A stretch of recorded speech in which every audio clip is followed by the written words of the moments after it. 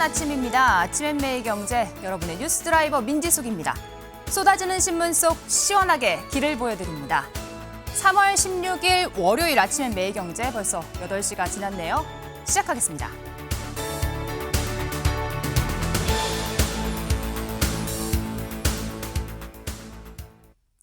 네, 매일 경제 일면 보실까요? 전쟁 판 키우는 미국입니다. 한국의 파병 숙제에 던졌다 이야기인데 어떤 숙제일까요? 3주차에 접어든 전쟁의 불똥이 우리나라까지 튀었습니다. 미국이 한국도 군함을 보내라라고 5개국의 호르무즈 파견 요구를 했는데요. 이 청와대는 아직 공식 제안이 온 건 아니라고 하면서도 이번에 작전에 참여하더라도 이 참전이 아닌 선박 호위 업무만 맡게 된다 이렇게 선을 그었습니다. 이런 가운데 어제 중동 위기로 발이 묶여있던 우리 국민 200여 명이 군 수송기를 타고 왔습니다. 사진을 보시면요. 이렇게 태극기를 들고 있는 어린 학생들의 모습이 보입니다. 군인분과 함께 이렇게 어깨동무를 하는 모습인데요. 어제 중동에서 우리나라로 돌아온 우리 국민들의 모습입니다. 일명 사막의 빛 작전. 중동 현지에서 정말 많은 도움이 있었다고 하는데요. 이런 수송 더 이상 없어야 할 것 같습니다. 빨리 전쟁이 끝났으면 합니다. 네, 국민일보 소식으로 넘어가 볼까요? 우리나라 정치권 이야기입니다. 이재명 대통령 어제 저녁에 여당 초선 의원들을 만나 저녁 식사를 했습니다.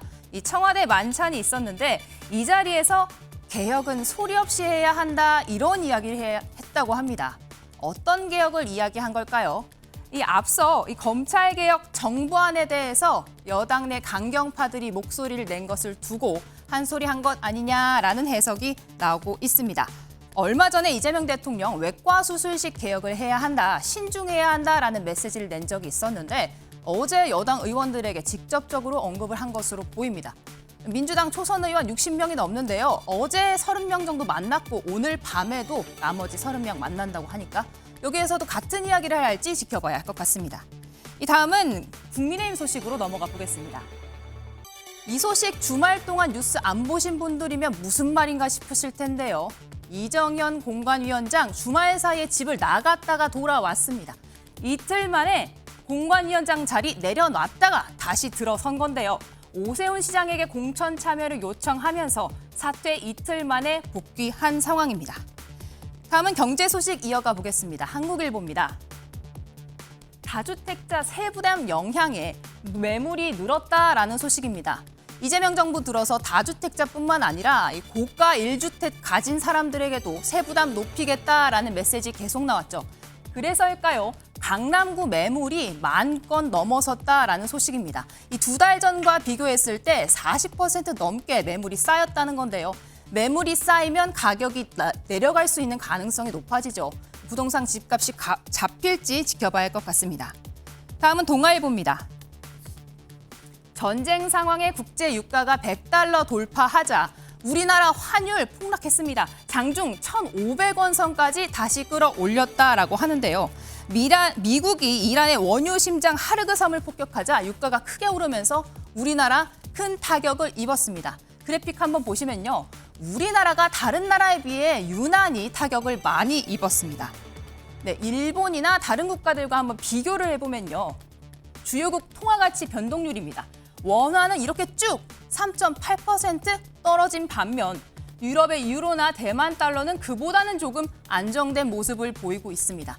우리나라가 중동 원유 수입하는 비율이 높다 보니까 이번 사태에 다른 나라보다 유난히 타격이 컸던 걸로 보입니다. 네, 다음 넘어가 볼까요? 다음 신문입니다.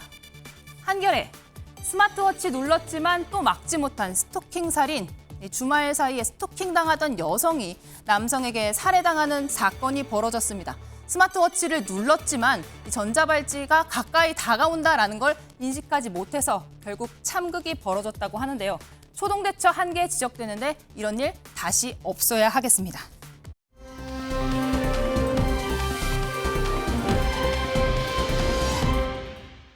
주말인 어제 이재명 대통령이 김혜경 여사와 함께 3.15 의거 유족에 찾았습니다.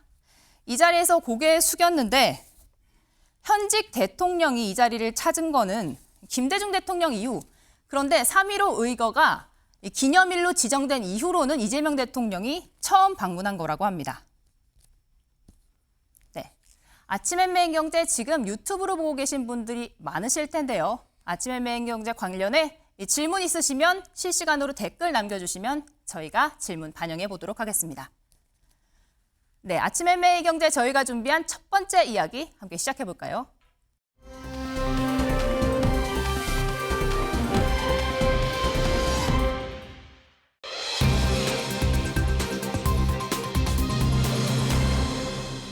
재미삼아입니다. 앞서 이란 중동 전쟁 상황 전해드렸는데요. 3주차에 접어든 전쟁에 대해 트럼프 대통령은 재미삼아 또 공격할 수 있다 이런 이야기를 했습니다. 주말 사이 하르그 섬을 때려 사실상 레드라인을 넘었다라는 해석이 나오는데요. 관련된 영상 먼저 보고 오시죠.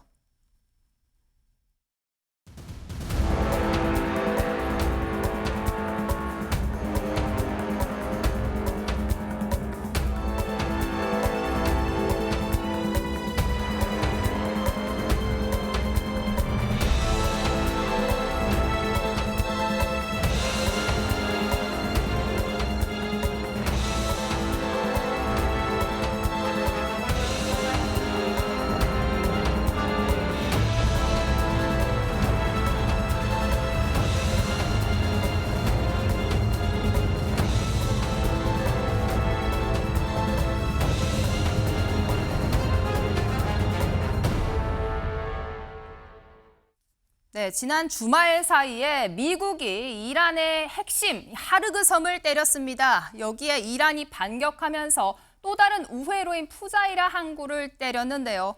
서 교수님, 지난주에 저희가 대담을 할 때 하르그 섬 때릴지 말지가 이번 전쟁 새로운 국면으로 넘어갈 수 있다 이야기했었죠. 그렇죠. 예. 사실은 이란 입장에서는 조금 전에 언급도 나왔지만 하르그 섬 자체가 자기네의 마지막 레드라인, 그러니까 이 하르그 섬 자체 내에 전체 이란의 에너지 수입의 90%가 여기서 왔다 갔다 하거든요. 네. 그러다 보니까 이란의 주요 자금줄인 에너지 수출이 하르그 섬을 갖다가 통해서 나가는데 만약에 이게 막힌다면 이란으로서는 금액적인 돈뿐만 아니고 사실 경제 전반에 있어서 자국 내에서도 원유가 원활하게 이렇게 유통이 안 되기 때문에 경제적으로 큰 타격이 있기 때문에 사실 이거는 네. 레드라인, 자기들 말로는 레드라인이라고 설정하고. 안 때릴 거다 했었죠. 네.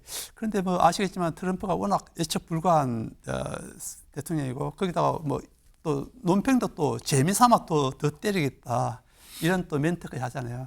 그렇게 보면 이란으로서는 사실 더 이상 이제 이 하르그 섬이 안전한 지대가 아니다 이렇게 인식하고 그에 대한 반대로 이제 푸자이라 항구를 갖다가 한번 또 다시 때리는데 이는 이제 더 이상 이제 건들지 말아 하는데 제가 봤을 때는 지금 현재 계속 이렇게 이 호르무즈 해협 자체가 이 봉쇄가 완전하게는 아니지만 이 제대로 이제 이 흐름이 막힌다면은 결국은 트럼프 입장에서는 군사적 행동을 하지 않을까 생각됩니다. 네, 군사적 행동에 나설 수 있다. 이게 지금 일촉즉발인 상황인 게요. 이란과 미국 모두 쉽게 물러서지 않을 것 같습니다. 양쪽의 설전을 저희가 그래픽으로 한번 준비를 했는데요. 트럼프 대통령 지난주에 이렇게 이야기했죠. 한 주 동안 이란을 강타할 것이다. 내가 뼛속까지 느낄 때 그때야 종전할 것이다 라고 이야기를 했는데 오늘 저녁, 지난 밤에 이란 외무장관이 이런 이야기를 했습니다. 미국과 휴전 협상 요청한 적이 없다. 장기전이 각오되어 있다. 그리고 이 얘기가 좀 뼈아픈 게요. 그동안 미국과 대화를 했을 때 좋았던 경험이 없다라고 했습니다. 서 교수님. 네. 사실 이번 전쟁도 협상 중에 일어났단 말이에요. 그렇죠. 이란이 협상에 나설 가능성 거의 없다고 봐야 하지 않을까요? 지금 당장은 크지도 않을 것 같은데 그 이유가 뭐냐면은 조금 전에 말씀하셨지만 이란은 몇 번 이렇게 미국하고 핵협상 중에 이렇게 당했었거든요. 그리고 2016년에도 오바마 정부하고 다 이렇게 모든 게 협상을 통해서 이렇게 완료됐지만 또 이걸 또 트럼프가 또 그것도 집권하면서 뒤집은 전례도 있고 네. 그렇기 때문에 이번에 아마 이란 입장에서는 가능한 다시는 미국이 이란에 대한 군사적 행동을 할 수 없게 그런 교훈을 남겨야 되겠다 싶어서 주변국가 특히 이제 에너지 시설을 갖다가 파괴하면서 다시 한번 미국이 들어오면은 전 세계가 이렇게 경제적으로 이렇게 큰 재앙이 온다. 이건 이제 좀 이란에 들어오면 그렇죠. 네. 이란 입장에서 이제 그걸 이제 일부러 좀 이렇게 나중에 협상하더라도 일부러 이제 그런 강경한 공격은 당분간 좀 이어질 것으로 보입니다. 네, 그런데 말입니다. 트럼프 대통령 지난 주말 사이에 자기가 때린 내용을 골프장에서 SNS로 이런 글을 올렸는데요. 이 SNS 글 때문에 우리나라와 5개 나라 발칵 뒤집혔습니다. 어떤 내용인가 보면요. 호르무즈 해협 봉쇄 시도로 영향을 받는 국가들은 군함을 파견해야 한다 이야기를 했습니다. 월십을 보내야 한다고 이야기를 했고요. 그러면서 나라를 5군데 꼭 집었습니다. 중국부터 시작을 합니다. 미국이 중국을 먼저 불렀어요. 그 다음에 프랑스, 일본, 우리나라, 한국, 영국이 이 해협에 군함을 파견해야 한다. 호프풀리라고 되어 있지만 사실상 압박하는 거였죠. 교수님, 이거는 실질적으로 우리나라 파병을 요청한 거라고 봐야 할까요? 지금 일단은 미국 내에서 반전 여론도 높고 또 미국의 또 군사 비용도 천문학적으로 지금 현재 증가하다 보니까 트럼프 같은 경우는 이제 뭐 거래적 관점에서 이 사람은 이제 워낙 비즈니스맨이었기 때문에 거래적 네. 관점에서 야, 너네들이 지금 현재 이 지역에서 원유를 대다수 다 이렇게 수입해 가는데 너네들은 이 원유를 가져가면서 비용을 안 들이고 왜 우리 미국이 왜 이 위험을 갖다가 비용을 지불하면서 지켜야 되냐 이런 논리로 봤을 때 이제 트럼프는 중국하고 일본, 한국은 사실 이쪽 지역에서 거의 뭐 이 중동 원유 그 70% 갖다 이렇게 네, 저희가 수입해가거든요. 그래픽이 있었죠. 같이 네. 보여드릴게요. 그 원유 수입하는 의존도가 우리나라가 정말 높고요. 네, 일본이 70%, 한국이 60%, 중국이 좀 적고 미국은 2~3%거든요. 말씀 이어주시죠. 네, 맞습니다.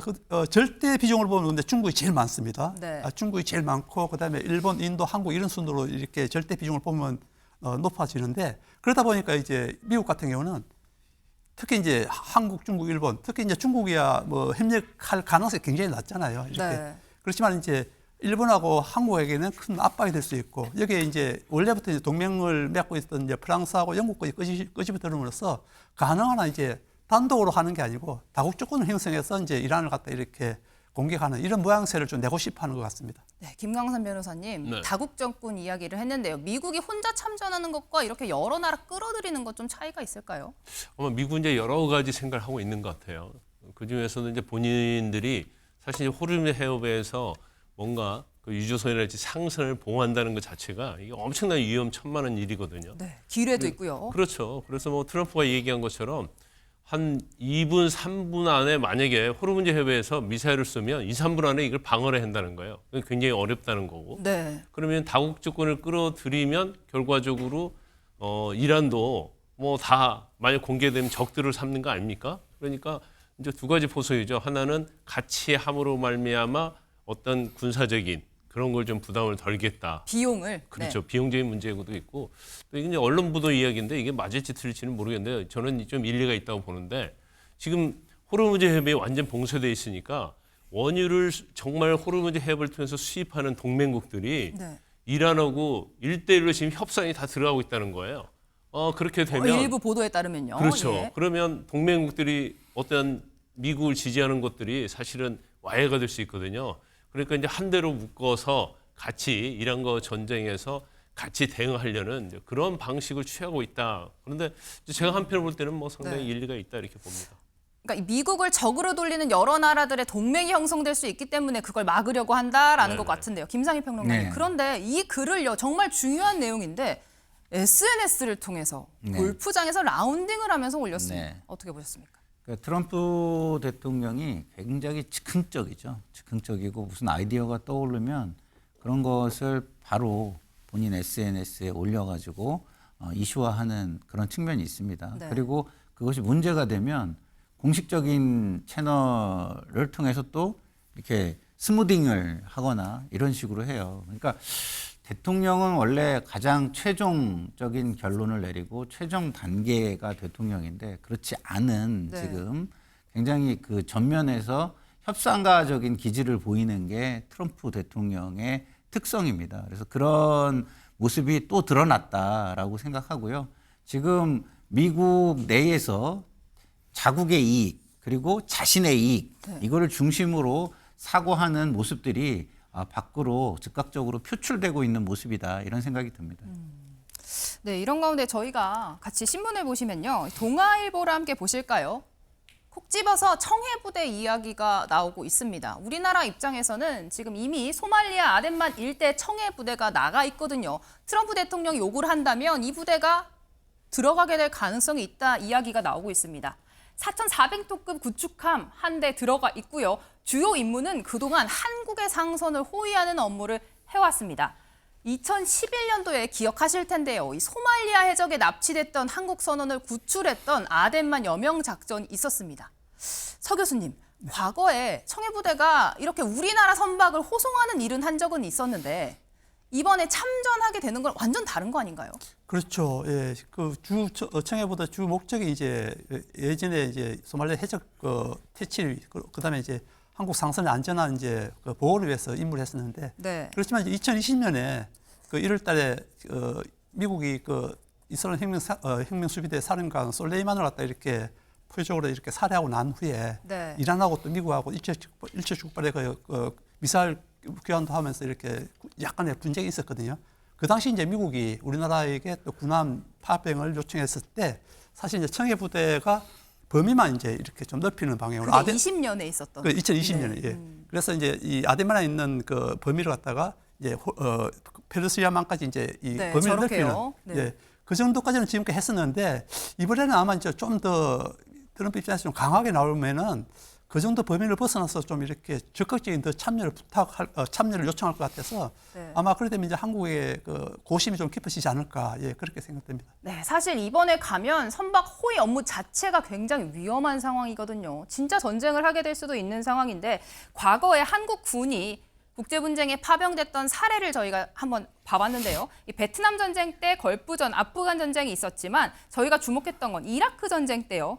자이툰 부대가 파병이 됐었습니다. 김광산 변호사님, 네. 이때 상황이랑 또 완전 비교를 해보면 어떻습니까?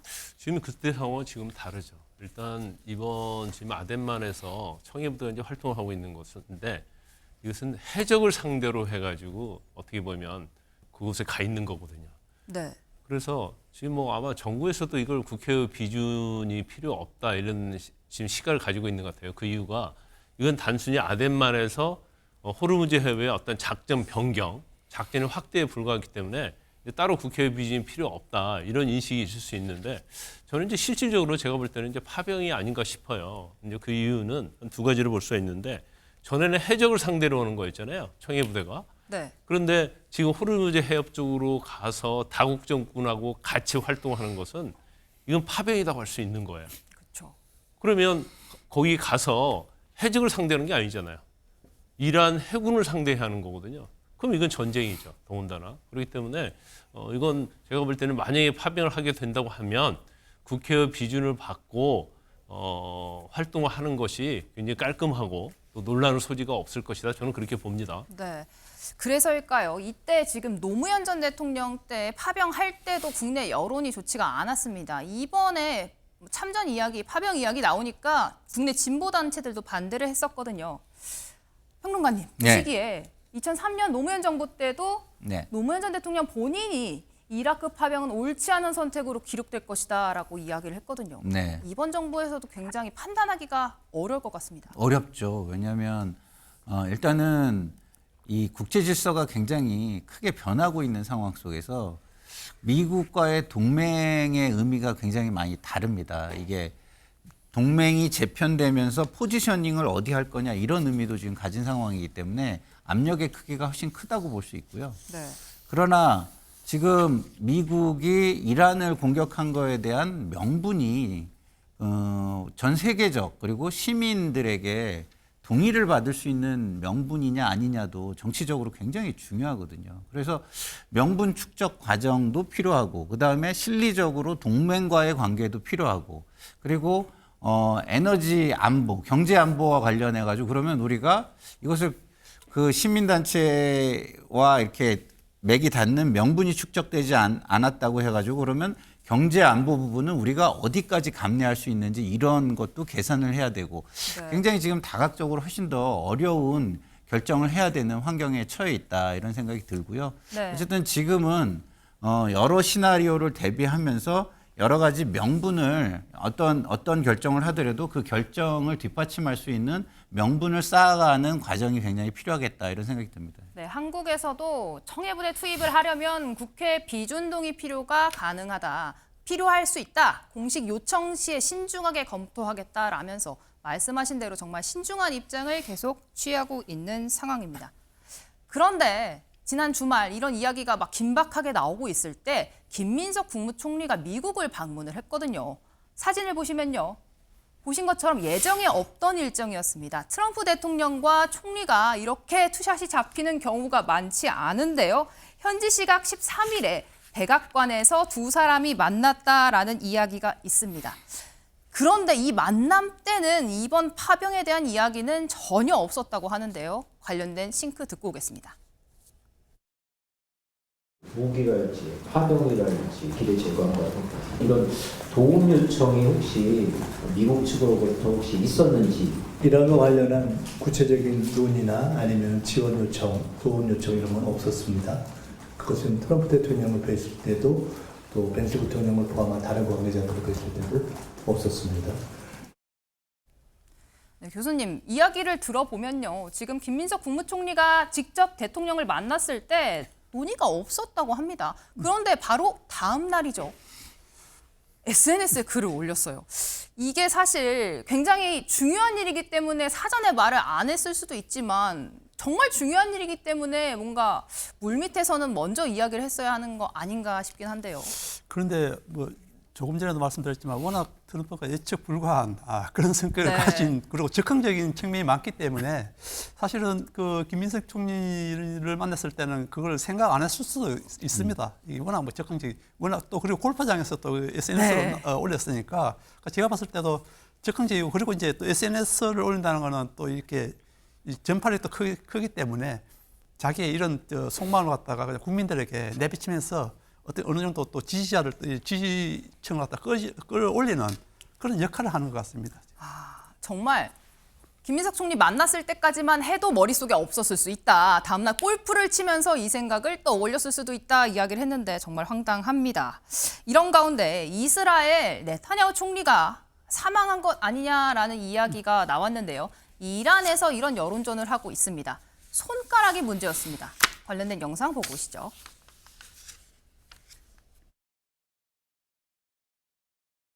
מה שאלת אותי? ראש הממשלה אומרים ברשת שאתה בכלל מת? אני מת על קפה, אתה יודע מה? אני מת על העם שלי. איך הם מתנהגים, פנטסטי. אתה רוצה לספור את מספר אצבעות? אתה יכול להראות לנו? פה. פה. ראית? יפה מאוד. לחיים. ראש הממשלה מסר לאנשים שיוצאים ומתאווררים? לצאת להתאוורר, אבל ליד מרחב מוגן. והעמידה שלכם היא מדהימה. ותודה לך על הקפה, הוא מצוין. אני לא יודע לגבי הקלוריות, זה נראה לי מסוכן מאוד. 네, 이게 지난 밤에 올라온 영상입니다. 네타냐후 총리가요. 커피를 주문하면서 손가락 5개 펼쳐 보이는데 이걸 왜 보여줬냐 했더니 이슬람 혁명수비대가 앞서 총리가 살아있다면 살해하겠다라고 얘기를 했어요. 이게 무시무시한 게 살아있다면이라고 했거든요. 죽었을 수도 있다는 겁니다.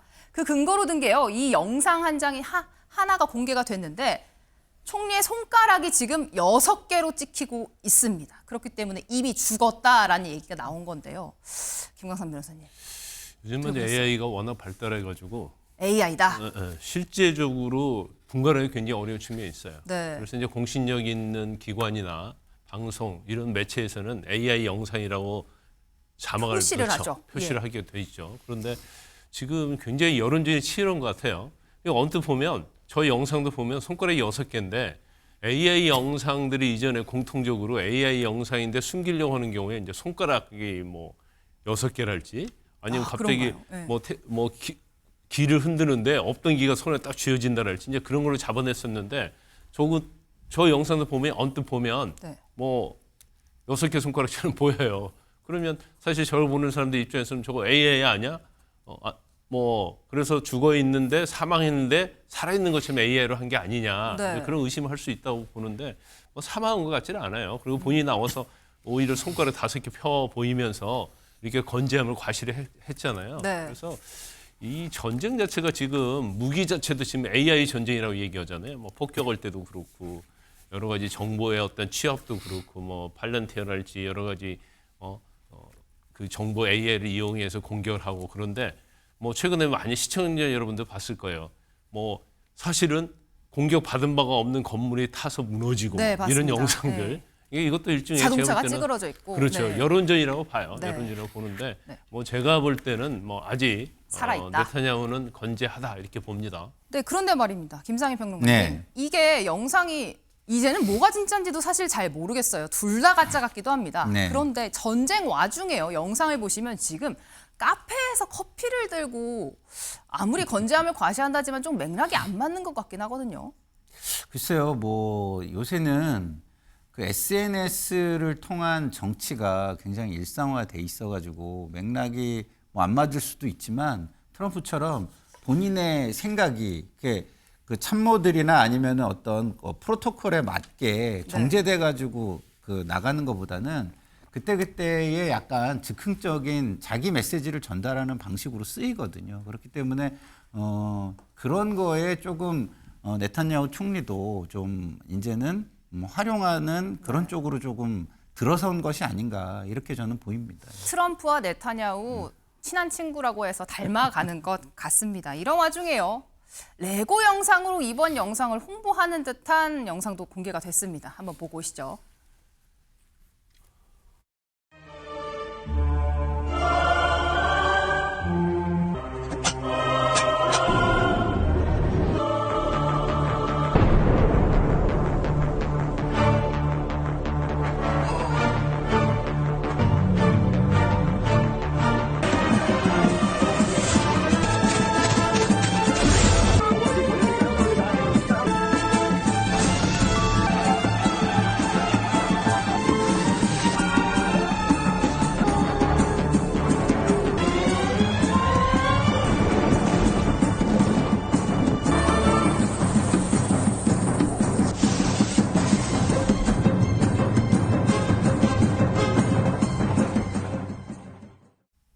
네, 서 교수님, 사실 전쟁을 저렇게 미화하고 재밌게 표현하는 건 바람직하지 않다고 생각하는데요. 지금 후계자 얼굴이 사실상 공개석상에 드러나지 않고 그래서 뭐 골판지로 지금 모양을 내고 사진만 공개되는 상황에 지금 이란은 또 애니메이션으로 저렇게 트럼프를 조롱을 했습니다.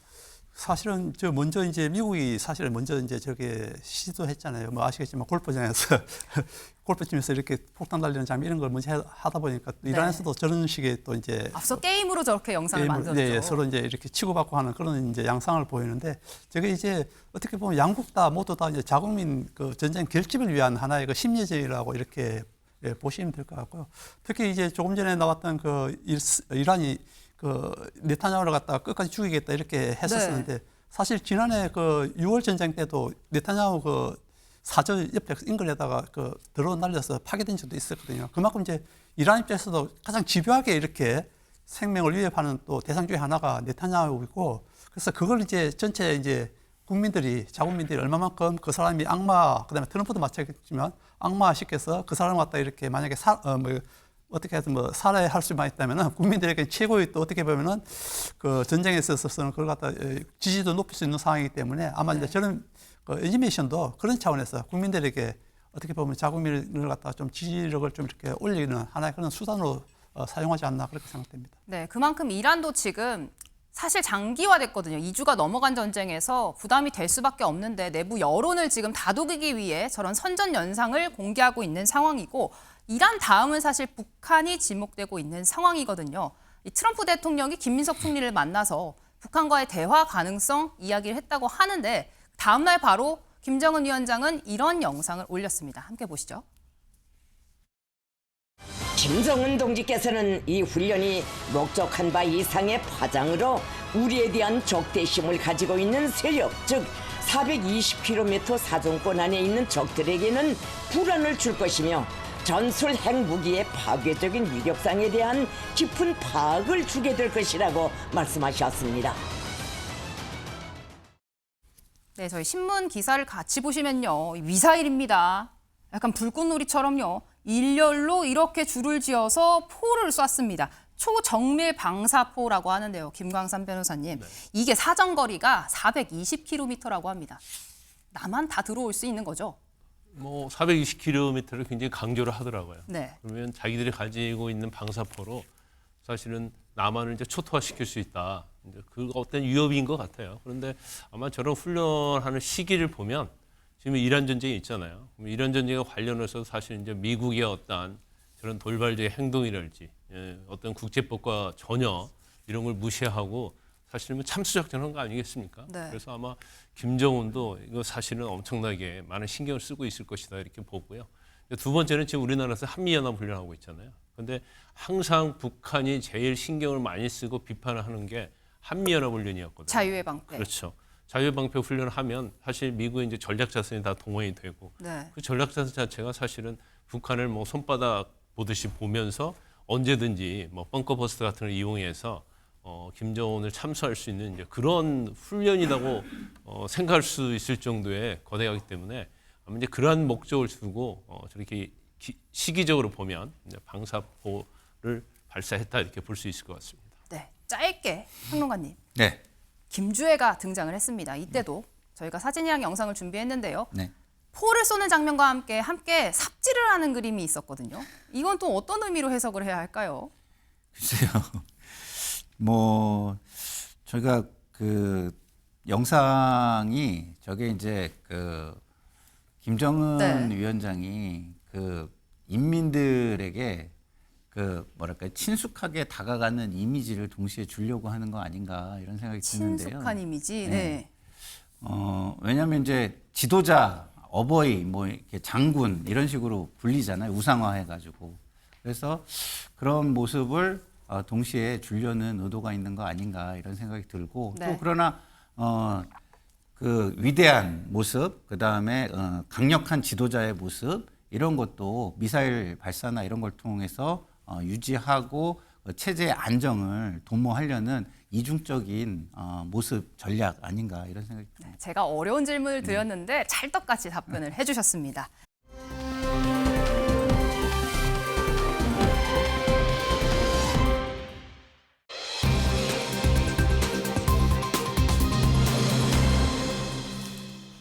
이틀 만에입니다. 뭐가 이틀 만일까요?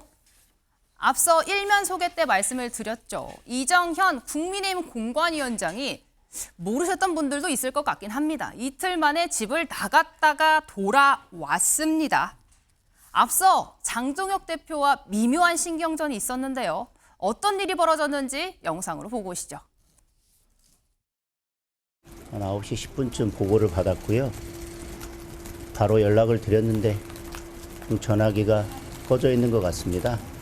연락이 닿는 대로 이정현 위원장이 만나 뵙고 말씀을 듣도록 하겠습니다. 무거운 책임감을 갖고 돌아왔습니다. 이제 모든 것을 다 결과로 이렇게 보여드리도록 하겠습니다. 내일 저희들이 10시부터 회의가 있거든요. 9시 40분 정도에 발표할 것이 있을지도 모릅니다.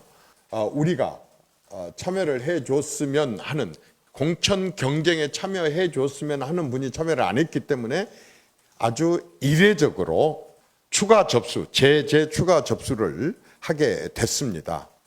그리고 전에 시간을 말씀하셔서 이번에는 공모 하루 전에 미리 예고하는 보도 자료를 또 드렸습니다. 네, 김기웅 대변인 일단 제가 여러 번 말씀드렸지만 국민 여러분 중에 이런 일이 있었는지 약간 헷갈리시는 분들도 계실 겁니다. 돌연 사퇴했다가 주말 사이에 돌연 들어왔거든요. 어떻게 된 일입니까? 뭐 이틀 만에 돌아왔습니다. 공천관리위원장으로서 이번 공천, 이기는 공천, 혁신 공천을 하고자 하는데 크게 봤을 때 한 두 가지 문제가 있었던 것 같습니다. 네. 우선적으로는 오세훈 시장 관련해서는 당연히 방금 이정현 공관위원장이 얘기했듯이 참여했으면 하는 분이 참여하지 않았기 때문에 그런데 이게 원칙이란 게 있고 또 예외란 게 있는데 한번 저희가 추가 접수를 했거든요. 근데 그때 하지 않으셨습니다. 그렇다면 다시 한번 제재 공천 접수를 해야 되는데 자기가 어떤 시스템을 운영하는 공천관리위원장으로서는 좀 압박을 할 필요도 있고 본인의 상황, 그 절실한 상황을 본인의 어떻게 보면 사직을 통해서 사퇴를 통해서 이런 절실함을 좀 보여주면서 오세훈 시장 측으로에게 적극적으로 이 공천에 임해주기를 좀 바라는 압박성이 있는 것 같고요. 네. 또 하나는 저희가 이제 TK라 불리는 대구 경북 지역에 현역 의원분들이 많이 도전을 하고 계십니다. 그런데 국민들이나 당원들 입장에서 볼 때는 그분들은 다선 의원이시거든요. 그래서 다선 의원들이 시장이나 도지사가 되는 게 어떤 감동이 있겠느냐. 그래서 헌신하고 희생하는 어떤 공천, 혁신 공천을 위해서 뭔가 희생과 결단이 필요하지 않느냐 그랬는데 전체 공천위원회에서는 여러 이견이 있었던 것 같습니다. 그런 부분에 있어서 본인의 입장을 관철시키기 위해서 그런 어떻게 보면 사퇴의 어떤 배수진을 친 게 아닌가 싶습니다. 네, 김재욱 대변님은 어떻게 보셨어요? 이렇게 사퇴 배수진을 치고 나갔다가 이틀 만에 돌아온 공관위원장.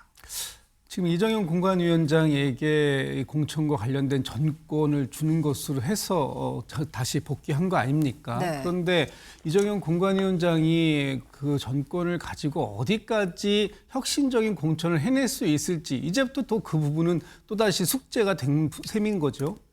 오늘 9시 40분경에 뭐 발표할 내용이 있을 것이다라는 걸 지금 저 언론 보도를 보면 아마도 대구 지역에 대한 컷오프 결과를 발표할 것으로 보이는데 여기에서 어떤 그 모습을 보여주는지에 따라서 남아있는 서울 또는 경기, 부산 이런 지역의 공천도 좀 영향을 줄 수 있는 건데 이제 제일 중요한 건 지금 끌고 가고 싶은 자와 끌려가지 않으려는 자의 어떤 이 기싸움 부분에서 일단 이정현 공관위원장이 약간의 유리한 지점을 다시 한번 점했다고 보이는데 내일까지 예고되어 있는 오세훈 시장의 서울시장 후보 등록이 만약에 다시 이루어지지 않는다면 네. 이 갈등은 앞으로 상당히 큰 파장을 낳을 수도 있겠다 이런 생각이 듭니다. 네, 저희 오세훈 시장은 사실상 아직까지 뜻을 밝히고 있지 않은데 선대위, 혁신선대위가 들어서야 한다라는 이야기를 했고 어제는 평소와 같은 일반적인 행보를 했단 말이죠. 김강선 변호사님. 오세훈 시장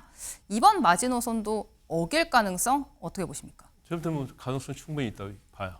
일단 국민의힘이 공천 접수를 하고 있는데 네. 공천 받겠다고 한 사람이 유력한 사람이 없어요. 그러면 지금 이정현 공관위원장이 그만둘 때 뭐라고 했죠?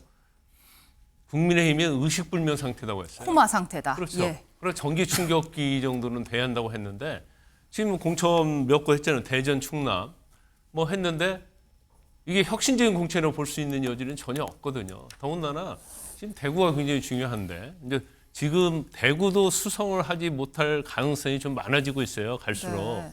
근데 거기에서 이제 현역들 다 쳐내는데 거기에서도 2명을 사실은 경선할 수 있겠다고 하는데 과연 이게 대구 시민이랄지 국민이 납득할 수 있는 인물이냐. 네. 그건 제가 볼 때는 전혀 아니다고 생각하거든요. 그래서 이번에 공관위원장으로 사퇴를 했다가 다시 돌아왔는데 저게 정말 공관위원장 사퇴할 때 진정성이 있었느냐 문제. 그래서 저는 의문을 제기하고 다시 돌아왔는데 사람이 없는데 어떻게 혁신적 공천을 한다는 거예요. 뭐 그냥 얼굴 안 알려지고 젊고 하는 사람을 공천하는 게 혁신적 공천입니까? 그건 아니거든요. 그래서 뭐 아마 혁신적 공천을 하고 싶어도 국민의힘의 옷을 입고 출마하겠다는 사람이 별로 없어서 네. 본인도 그런 얘기했더니 그만둘 때 뭐 서울이나 경기도에서 구청장을 출마했다 신청한 사람이 하나도 없는 곳이 있다는 얘기까지 했거든요. 근데 과연 혁신적 공천이 가능한가 하고 네. 오세훈 시장과 관련해서는 오세훈 시장이 2가지 얘기했잖아요. 첫째 인적 쇄신. 그래서 극우적이고 윤어겐 세력으로 비치는 사람에 대한 인사조치 첫 번째. 그리고 장동혁의 얼굴로는 선거를 치를 수 없기 때문에 장동혁 대표가 2선으로 가고 혁신적 선대위원장을 앞에 내세워라. 그런데 이걸 2가지를 들어주지 네. 않으면서 않고 있는데 오세훈 시장이 올 이유가 없다. 이 선거에 들을 명분이 있을까? 저는 뭐 굉장히 희박하다 이렇게 봅니다. 김상희 평론가님요. 제가 사실은 지금 뭐 공천 심사를 관여를 하고 있어서 좀 말씀을 드리면 이 공천이라는 건요. 당이 굉장히 어려울 때는 새로운 인물을 공천하기가 어렵습니다. 당선 가능성이 무조건 우선시돼야 돼요. 근데 지금 민주당처럼 굉장히 분위기가 좋고 줄투표가 막 일어날 때는 새로운 인물들을 통해 가지고 네. 인물을 이렇게 바꿀 수가, 세대 교체를 시킬 수가 있거든요. 그런 상황에서 보면 국민의힘은 지금 굉장히 공천에 뭐랄까요, 딜레마에 빠져 있고 굉장히 심각한 착오를 일으키고 있는 것 같습니다. 딜레마, 새 인물이 없다. 여러 이야기를 해주셨는데요. 이런 와중에 장동혁 대표가 절윤 결의문을 냈는데 이 후보가 지금 출마를 선언하면서 약간 스텝이 꼬인 모습이 있습니다. 영상 보고 오시죠. 감사합니다. 오늘 많은 분들이 격려해 주시고 응원해 주셨습니다. 오늘 오신 분들의 걸음걸음 무거운 의미를 잘 받들어서 우리 충북이 잘 되고 지금 혼란스러운 나라가 잘 수습될 수 있는 길을 찾아서 열심히 노력하겠습니다. 잘 하겠습니다. 감사합니다. 네, 김기흥 대변인님.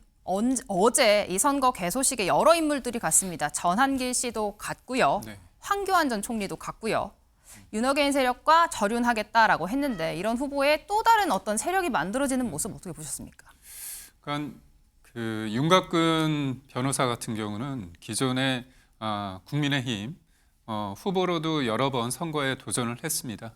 그렇기 때문에 이분이 윤석열 전 대통령을 변호했기 때문에 이분이 무조건 국민의힘 후보로 도전하는 것 자체를 막을 수 있느냐, 이 부분에 대해서는 여러 가지 의견이 있을 수 있다고 봅니다. 그래서 이분이 컷오프 대상인지 아니면 경선을 통해서 당원과 국민들의 평가를 받을지 여부에 대해서는 좀 더 상황을 좀 봐야 되지 않을까 싶습니다. 왜냐하면 대한민국 국민은 누구나 변호사의 조력을 받을 수 있고 변호사가 어떤 특정 인물을 변호했다는 이유로 그 부분에 대해서 법률적인 어떤 부분에 대한 어떤 이견은 있을 수 있지만 그 자체만으로 이 사람에 대해서 개인적인 평가를 하는 게 과연 어떤 의미인지에 대해서는 당원과 국민들이 좀 평가할 부분이 저는 있다고 보고 있고요. 네. 저희가 그 저번에 그럼에도 불구하고 의원총회를 통해서 윤석열 전 대통령의 어떤 복귀를 주장하는 일체 정치적인 주장에 대해서 명확히 반대를 했습니다.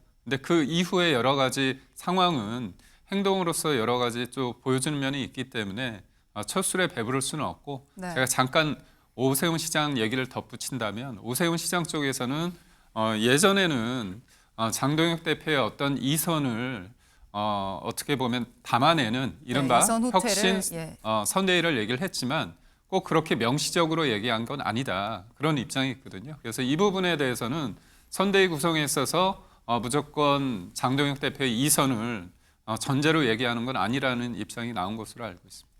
네, 김지욱 대변인님, 짧게 여쭤보면 국민과 당원, 지도부가 결정할 일인데 윤곽근 변호사 공천 관련해서 어떻게 좀 상황이 진행될 걸로 예상하십니까? 만약에 윤곽근 변호사를 지금 충북도지사로 공천을 한다면 그동안 국민의힘이 얘기해 왔던 절윤 결의문은 다시 백지화시키는 거하고 똑같다라고 평가를 받을 겁니다. 지금 윤곽근 변호사가 단순하게 윤석열 전 대통령에 대한 법적 조력만 했다면 아무 문제 없겠죠. 그러나 윤석열 전 대통령의 마음을 바깥에 전달하는 역할을 하고 그리고 그 마음을 그대로 이어받아서 하겠다라는 전한길, 황교안 이런 분들하고 같이 해가지고 손잡고 후보가 되는데 거기에 공천을 줬다라는 것은 이 사람이 우리 당의 얼굴입니다. 이런 얘기 아닙니까? 그런데 어떻게 절윤 결의문에서 나온 윤석열 전 대통령과의 어떤 복권 이런 부분 복원에 대해서 얘기하는 거고 관계 없는 그런 인사를 했다라고 얘기할 수 있겠습니까? 그렇기 때문에 윤곽근 전 변호사가 만약에 충북도지사로 그 공천을 국민의힘에서 받게 된다면 지금까지 국민의힘에서 했던 얘기들은 다 거짓말이었다, 정치 쇼였다 이런 비판을 받기 어려울 겁니다. 네. 진정성을 의심받을 수 있는 확인할 수 있는 사건이 될 것이다 이야기를 해주셨습니다.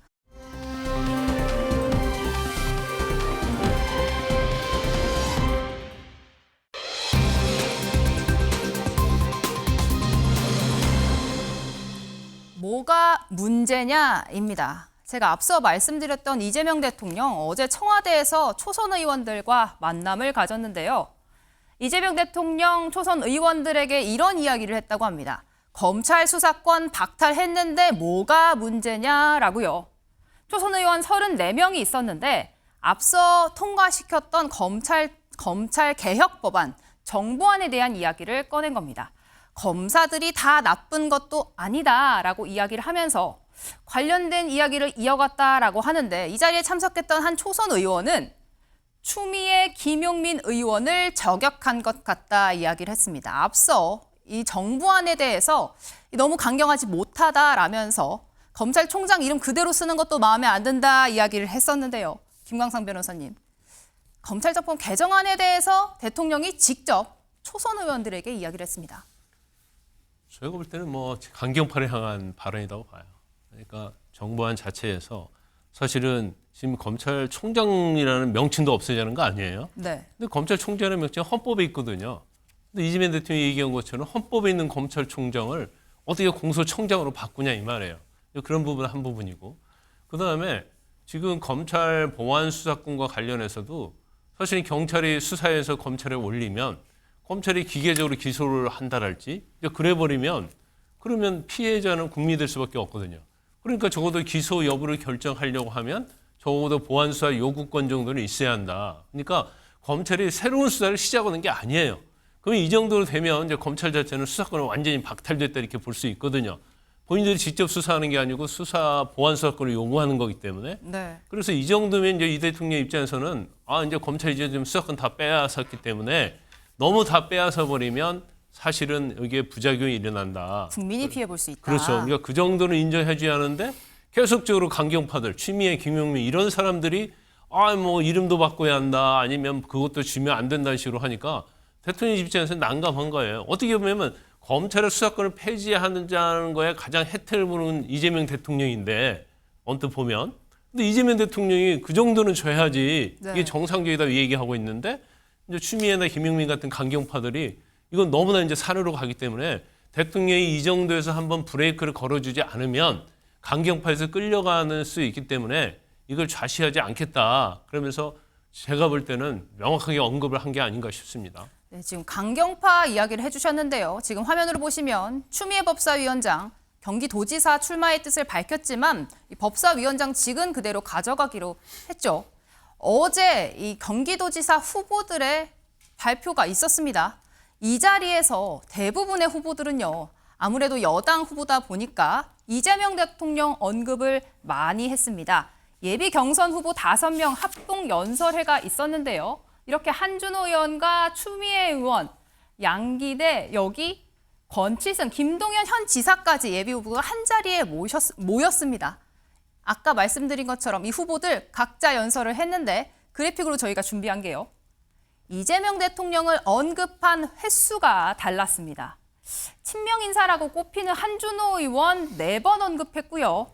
김동연 현 지사 무려 14번 언급했습니다. 그런데 추미애 의원은요. 단 한 번만 이재명 대통령을 언급했다고 합니다. 이 다른 후보자들이 언급한 횟수에 비하면 딱 한 번 한 건 조금 적지 않나 싶습니다. 김진욱 대변인님. 상당히 이례적인 것 같습니다. 지금 이번에 소위 그 명심 경쟁이 일어날 것이다. 네. 이런 예측들을 많이들 하셨을 것 같아요. 특히 뭐 그 경기도 같은 경우에는 이재명 대통령께서 도지사를 지낸 곳 아닙니까? 그렇기 때문에 모든 지금 그 경기도뿐만 아니라 지금 전국에서 이번 지방선거에 출마하신다고 하는 분들이 가장 크게 제1번으로 내세우는 것이 이재명 정부의 성공을 위해서 지방정부에서도 민주당 후보가 당선되게 해달라라는 네. 부분, 그리고 저와 이재명 대통령이 얼마나 가까운 관계인지 여러분들께 알려드리겠습니다. 이렇게 말하는 게 보통의 상황인데 어제 경기도에서 출마하시는 5분들 중에 이재명 대통령을 언급을 딱 한 차례만 했다. 네. 이 부분에 대해서는 좀 의미하는 바가 좀 사뭇 다르게 느껴질 수도 있을 것 같습니다. 네, 김기흥 대변인은 어떻게 보셨습니까? 이게 보면 의식하면 진다고 생각하는데 네. 저는 김동연 지사를 보면서 이재명 대통령을 14번 언급했다는 게 참 어떻게 보면 본인이 이른바 이제 비명계다 이렇게 인정을 받고 있지 않습니까? 그러다 보니까 더더욱 한 것 같습니다. 그리고 추미애 의원 같은 경우는 이번에 여성 10% 가점을 받는다고 해서 논란이 되고 있다 보니까 네. 본인 입장에서는 강성 지지자들 입장에서 자기 이른바 개딸들한테 많은 자기가 지지를 받는다고 생각을 한 것 같습니다. 그리고 한준호 의원 같은 경우는 지금의 공소 취소 관련해 가지고 지금 강경 어떻게 보면 법사위원들 그리고 이른바 강성 지지자들 개딸들 무엇보다도 김어준 씨에 대해서 비판한 듯한 그런 목소리를 냈다는 게 굉장히 특이사항인 것 같습니다. 네, 김상일 평론가님. 네. 이 내용에서 지금 추미애 의원이 이번에 이 프리미엄 여성 가점을 포기할 건가 말 건가가 또 이야기가 나오고 있어요. 네. 과거 선거 때는 한번 포기한 적이 있었죠. 포기하는 게 맞죠. 여성 가점을 주는 이유도 엄밀하게 얘기하면 여성이지만 그래도 신인들을 위해서 하는 그 의미가 훨씬 큰 겁니다. 추미애 의원 같은 경우는 육선 의원이죠. 네. 당 대표도 지냈습니다. 네. 여성이라고 해가지고서 불이익을 받을 만한 지점이 거의 없다고 국민들이 저는 다수의 국민들이 평가할 거라고 저는 보거든요.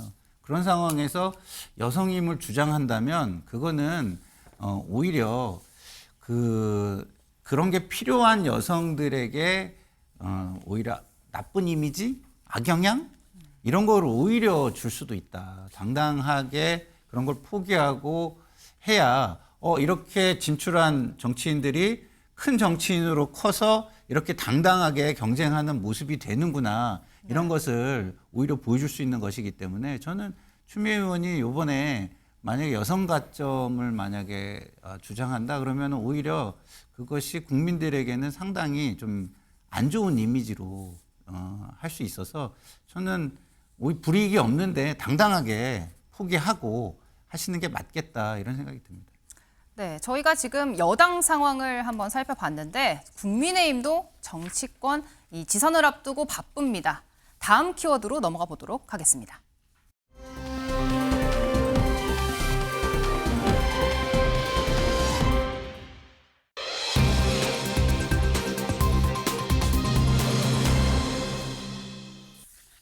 네, 꼬붕 대 아첨입니다. 저희가 조금 날선 발언을 가져왔는데 이게 신문에 그대로 나온 발언이거든요. 조국 혁신당 대표가 먼저 한동훈 대표에게 윤석열의 꼬붕이다 이야기를 했습니다. 한동훈 전 대표는 여기에 조국 대표 이재명 대통령에게 아첨한다고 공천 못 받습니다 라고 이야기를 했습니다. 김광선 변호사님, 두 사람의 설전은 뭐 과거부터 있었고요. 법무부 장관, 전직 법무부 장관의 싸움 어떻게 그렇죠. 보셨습니까? 근데 그 꼬부기란 말은 맞지 않아요. 왜냐하면 맞지 않다. 윤석열 전 대통령과 끈끈한 관계는 있었죠. 그래서 장관이랄지 이런 거에 발탁한 건 맞지만 그 이후에 이제 비대위원장이랄지 당대표 하면서 윤석열 전 대통령 관계를 생각하며 어떻게 보면 윤석열 전 대통령이 탄핵이 되고 비상계엄 이후에 대한민국을 바로잡는 데 있어서 1등 공신은 저는 한동훈이라고 보거든요. 그러면 끝까지 지금도 윤어기를 외치고 있다고 한다면 꼬붕이 맞겠죠. 근데 그게 아니잖아요. 그건 자기하고 관계가 좋았던 사람이 잘못된 길을 가니까 거기에서 바른 말 하고 그렇지 못하도록 하고 결과적으로 비상계엄이라는 엄청난 잘못된 일을 저지르니까 그걸 가장 앞장서서 반대한 사람 아니에요. 더군다나 비상계엄 선포하자마자 국회에 가가지고 그 비상계엄은 내란이라는 취지로 얘기를 했잖아요. 그건 맞지 않고 그다음에 그 조국 대표 같은 경우에는 지금 뭐 군산에 출마한다는 얘기가 상당히 많이 있어요. 근데 인천, 경기, 서울이면 모르겠는데 왜 부산 사람이 군산 가가지고 출마하느냐. 거기서 부산 사투리도 쓰면서 나 뽑아달라고 얘기하는 게 맞느냐. 그런 비판도 있거든요. 그러니까 이제 한동훈 전 대표가 거기 군산 말도 안 되는 가서 공천 받으려고 저렇게 아부한다 이제 그걸 지적한 것 같은데 제가 볼 때는 부산에 자리가 비게 되면 부산 북구 갑 자리가 비게 되면 거기서 조국과 한동훈의 진검승부를 한번 봤으면 좋겠어요. 봤으면 좋겠다. 예. 이렇게 말로만 설정할 게 아니고 그래서 전재수 의원이 후보 달고 부산 시장에 출마하면 그곳에 둘이 더 이상 서로를 비판하지 말고 거기서 선거로서 부산 시민의 심판을 받는 게 어떤가 저는 그렇게 봅니다. 부산 대첩 이야기를 하셨는데요. 안 그래도 지난 주말 한동훈 전 대표 일주일 만에 부산을 다시 찾았습니다. 저희가 현장 영상 가져왔습니다.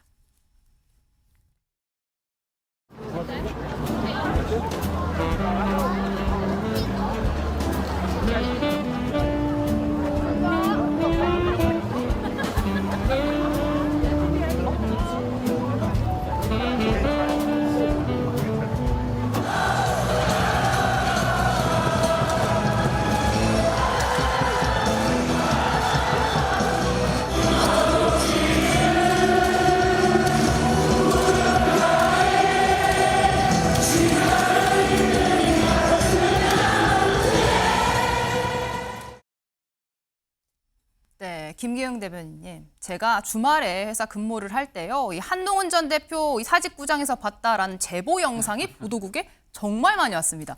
이게 공식 일정은 아니라고 하는데 개인 일정이라고 했거든요. 이렇게 많이 사진과 영상 찍히면서 공개 행보한 이유 뭐라고 생각하십니까? 부산에 대한 애정이 있는 거죠. 부산 출마에 대해서 좀 가늠하는 것 같습니다. 근데 한동훈 전 대표 입장에서는 무조건 조국 대표가 나오는 게 좋습니다. 왜냐하면 조국 대표가 나오지 않으면 네. 국민의힘과 본인과 그리고 민주당이 됐을 때 가능성이 낮아집니다.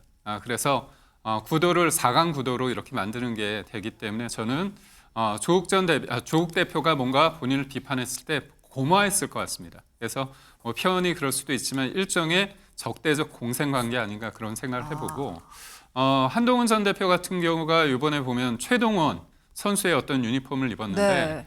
본인이 뭐라고 얘기했냐면 죽이든 밥이든 내가 해보겠다 이렇게 얘기했지 않습니까? 1984년도에 롯데 자이언츠가 우승했을 때 무쇠팔 최동원 선수가 그 당시에 5경기 나와서 4승을 챙겼습니다. 그래서 그의 4승 3패로 이겼거든요. 결국 굉장히 어려운 상황 속에서도 내가 최동원의 어떤 정신 그리고 부산에서 최동원 선수를 사랑하는 그 마음을 네. 내가 입어서 이번에 좀 도전을 하겠다. 그런 어떤 밑자락을 좀 까는 듯한 그런 분위기인 것 같습니다. 제가 설명을 했어야 했는데 말씀을 해주셔서 너무 감사합니다. 네, 김지욱 대변인, 이렇게 최동원 이름 3글자를 받고 한동훈 전 대표가 이렇게 행보를 벌였고요.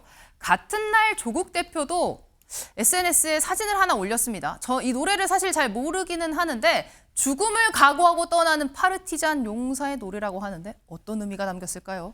저 벨라차오라는 노래의 내용을 보면 이 전쟁에 나가는 사람이 사랑하는 사람을 남겨놓고 전쟁에 나가는 그런 내용이라고 합니다. 지금 나오는 노래라고 합니다. 이 목숨을 걸고 마지막 승부를 하러 가는 그런 상황이다라는 부분들 얘기한 것이라 조국 대표도 이제 출마 선언이 임박했다라고 이제 느낄 수밖에 없는 부분이 있는 것이고요.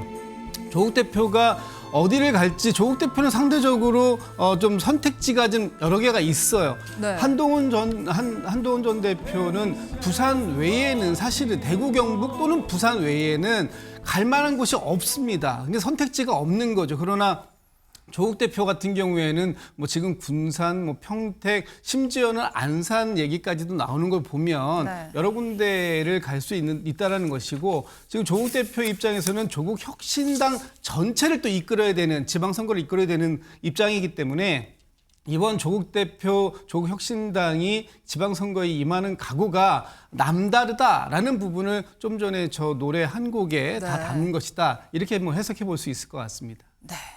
당 대표로서 전체 선거에 임하는 마음가짐을 드러낸 거다 이야기를 하셨는데요. 김상일 평론가님. 네.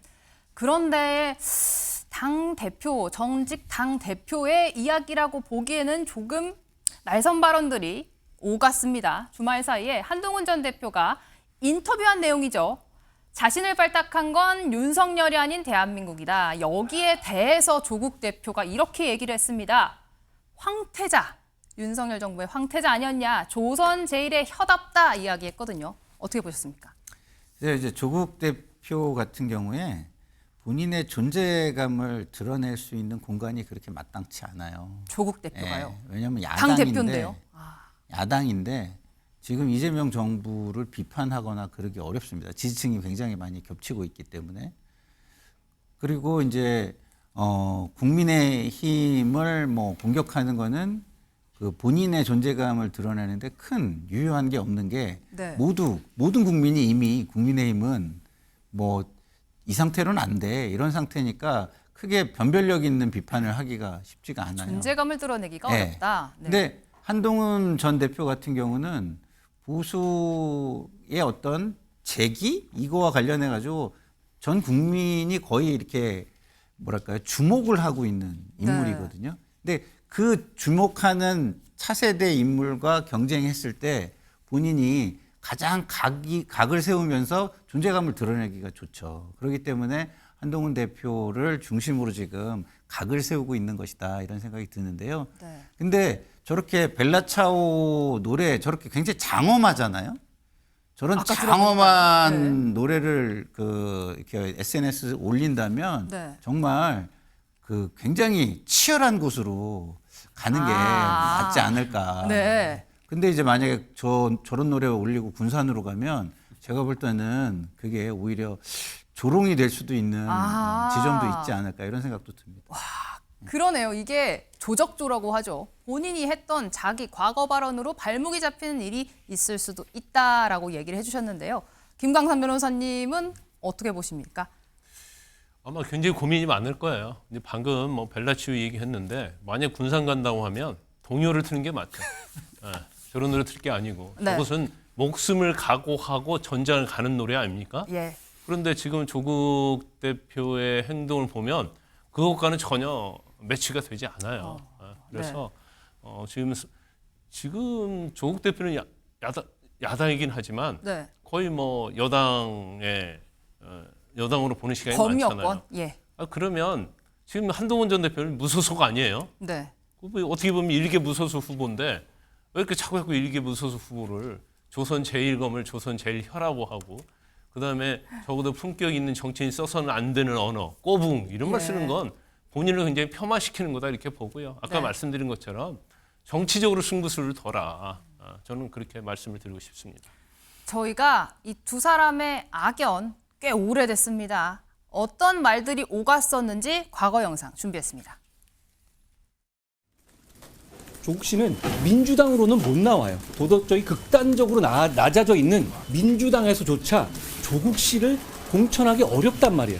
그럼에도 불구하고 그런 이재명의 민주당에서조차 출마해서 배지를 달 수 없는 조국 씨가 이렇게 뒷문으로 우회해서 국회의원 배지를 달 수 있는 제도가 바로 이 제도입니다. 이 제도 하에서라면 민주당의 어떤 사실상의 지원으로 조국 씨는 4월에 국회의원이 될 겁니다.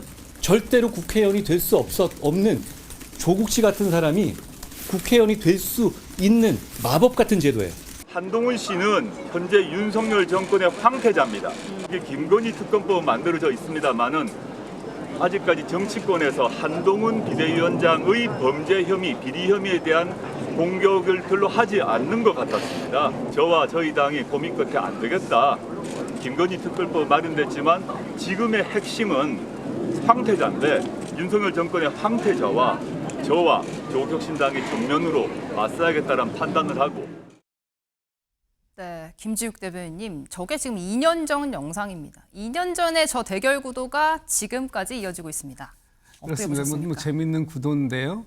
지금 서로 아까도 적대적 공생관계다 이런 표현도 나왔는데 지금 이제 언론의 주목도가 저 두 분이 같이 이렇게 됐을 때 가장 주목도가 높아지고 있다라고 봤을 때 그런 흥행적 요소는 있을지 모르겠지만 저것이 과연 우리 한국 정치사의 발전에 얼마나 큰 도움이 될지는 잘 모르겠습니다. 일단 정치는요, 상대를 인정하는 겁니다. 그리고 그 상대에 대한 존중이 있어야 되는 거예요. 그런데 서로 지금 뭐 전 대표 또는 현직 대표, 정당의 대표임에도 불구하고 그 이름 뒤에 어떤 직함 대신 시자를 붙이는 이런 표현들, 이런 것들이 상대를 정말 대우하고 인정하는 것인가라고 봤을 때 저는 그런 기본적인 자세부터 좀 갖춰주시는 것이 좋겠다 이런 생각이 듭니다.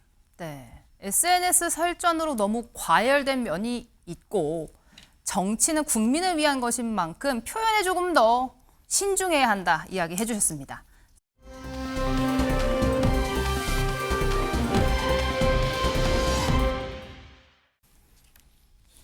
네, 한 장의 사진으로 준비를 했는데요.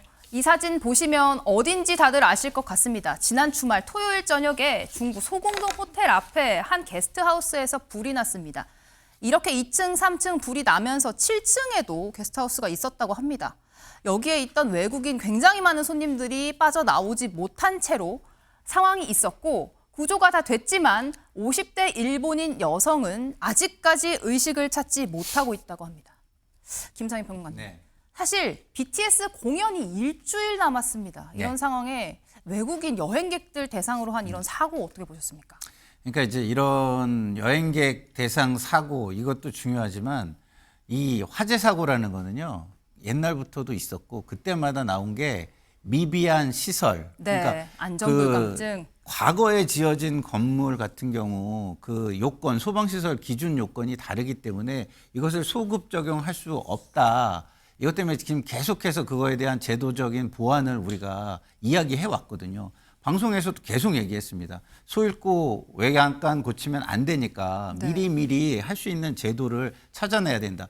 그러니까 과거에 소급 적용을 못한다 하면 새로운 제도를 과거의 건물에도 어떤 식으로 보완할 수 있는지를 강구해가지고 예방책을 마련해야 되고요. 그게 어렵다면 저런 곳에 화재의 위험이 높은 어떤 영업 허가는 내줘서는 안 되죠. 그런데 저런 데다가 캡슐 호텔 허가를 내준 것도 저는 잘못된 것 아닌가. 이런 부분이 앞으로의 모든 전국 지자체 행정에 어떤 하나의 그 기준이 새로운 기준이 돼야 할 것이다 이런 생각이 듭니다. 네, 이 사고로 2명이 중상을 입었고 외국인 10명이 부상을 입었습니다. 말씀하신 대로 이게 90년대 사용 승인을 받은 건물이라서 스프링쿨러가 아예 없다고 합니다. 김기흥 대변인, 사실 서울 한복판에 이게 말이 되나 싶거든요. 그러니까 저희가 이 캡슐형 호텔이라고 그럽니다. 제가 직접 사용은 안 해봤지만 많은 사람들이 좁은 공간에서 투숙할 수 있도록 칸막이를 한 시설이라고 합니다. 이 문제는 그러다 보면 좁은 공간에 많은 사람들이 있으면 탈출할 수 있는 복도나 그런 것이 제대로 돼 있을지 제가 볼 때는 좁은 공간이기 때문에 그 부분도 좀 어렵지 않았을까 부분이 들고 좁은 공간에 칸막이로 이렇게 벌집형으로 만들어 놓으면 기본적으로 이게 일종의 단위 면적당 가연물의 양이 많을 수 있다는 겁니다. 불이 탈 수 있는 부분이 많다는 건데 그래서 일반적인 호텔에 비해서 불이 났을 때 인명피해가 많이 있다는 거죠. 그런데 지금 현재 서울 시내만 유사한 형태의 캡슐 호텔이 10군데가 있다고 합니다. 10군데가 넘다고 하니까 이 부분에 있어서 좀 더 신경을 써야 되고 무엇보다도 다음 주 토요일 날 26만 명이라는 어마어마한 BTS의 어떤 팬들이 한국에 오기 때문에 많은 분들이 또 마음에 들떠서 오다 보면 안전 조치 이런 부분에 대해서는 저희가 초대를 했기 때문에 좀 더 서울시와 중앙정부에서 신경을 써야 되지 않을까 싶습니다. 네, 26만 명이 모입니다. 모쪼록 안전사고 없이 큰 행사 잘 치를 수 있었으면 합니다. 조금 전 들어온 속보, 반가운 소식 전해드리도록 하겠습니다. K-팝 데몬 헌터스 캐대언이 아카데미 장편 애니메이션을 탔다라는 소식입니다. 앞서 그래미, 골든글로브 연이어상을 탔었는데요. 이어 아카데미상에서도 쾌거를 올렸다라는 반가운 소식이 전해지고 있습니다. 아침의 매일경제, 오늘 저희가 준비한 소식은 여기까지입니다. 오늘도 설레는 하루 보내세요.